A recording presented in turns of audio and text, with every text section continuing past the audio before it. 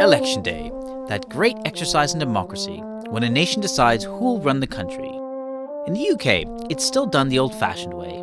Most voters go to a polling station and mark their choice on a ballot paper. The papers are then placed into boxes and counted by hand. But some are asking if this is the best option, or if democracies need to embrace new technologies to become more relevant and robust in the 21st century. Electronic voting company Smartmatic was founded after the 2000 US presidential election between George Bush and Al Gore was marred by spoiled ballots. The business has since processed over 2.3 billion votes in more than 3,500 elections around the world, from the US to the Philippines. The company says e-voting is quicker, more efficient, more reliable, and more secure than traditional methods. There is this myth that manual elections are safer, and that's not true. I mean, you can go on the booth and do your ballot, but that ballot can be destroyed, it can be switched, it can be tampered with. More importantly, the election returns, which add many ballots together, are usually destroyed, tampered with. There are mistakes in the addition, and we see this everywhere around the world. We're talking to more than 50 countries at the moment, and we're analyzing their elections, their manual elections, and the problems they have, and you can see these huge issues with tampering of manual elections. When you bring technology into the election process, you actually make it a lot more robust. Smartmatic's not alone in pushing technology at the ballot box. Some politicians also believe that traditional methods of voting look out of place in an increasingly digital age. I think throughout the world we're seeing a degree of voter suppression. One is Graham Allen, a Labour Member of Parliament, who says that the British political system isn't working. He chairs the Political and Constitutional Reform Committee, which earlier this year released a report calling for radical changes to improve engagement, including online voting.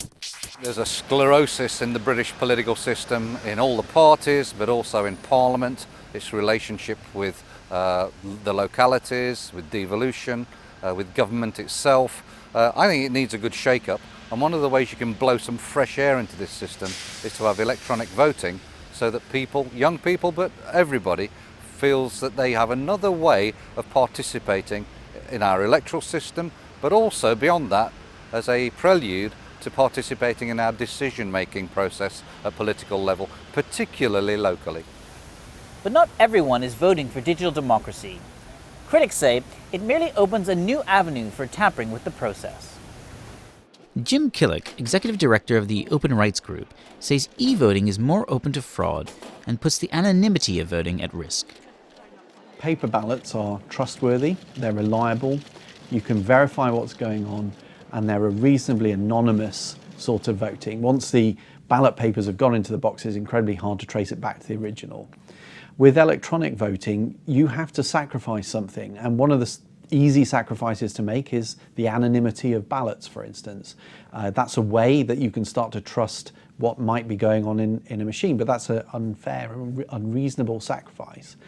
Basically, electronic voting asks us to trust the electronics, the computers, and say that there is no problem. And it takes away our ability to know, by looking at ballots and seeing them counted and verified, that the elections are free and fair. That is, to my mind, a risk that is just simply not worth taking.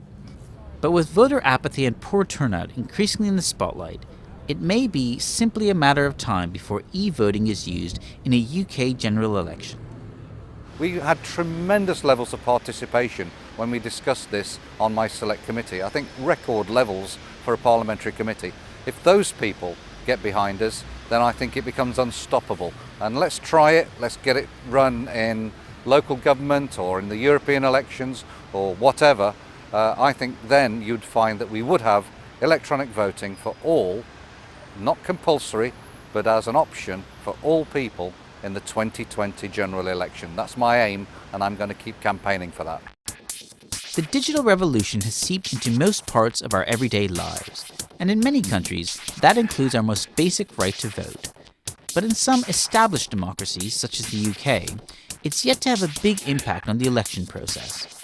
And while critics point to concerns over the security and reliability, it's unlikely that proponents of digital democracy are going to stop trying to revolutionize the ballot box anytime soon. Ravi Mattu, Financial Times, London.